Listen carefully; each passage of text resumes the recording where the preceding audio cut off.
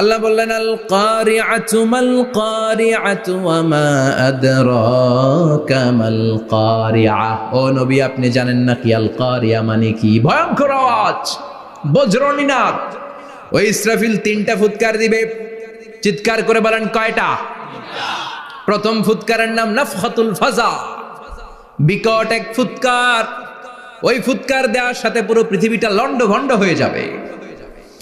এক ফুৎকারের আওয়াজে পৃথিবীর আকাশ ভেঙে খান খান হয়ে যাবে, তারাগুলো ছিটকে পড়বে, চন্দ্র সূর্য আলোহীন হয়ে যাবে, সাগরের পানির মধ্যে দাউ দাউ করে আগুন জ্বলতে শুরু করবে, মানুষগুলো বিক্ষিপ্ত পতঙ্গের মতো নিক্ষিপ্ত হবে, টাওয়ারগুলো ভেঙে ভেঙে পৃথিবীর উপর পড়বে, পৃথিবীর বিশাল বড় বড় পাহাড়গুলো তুলার মতো ধ্বনিত হয়ে বাতাসের মধ্যে ভাসতে থাকবে।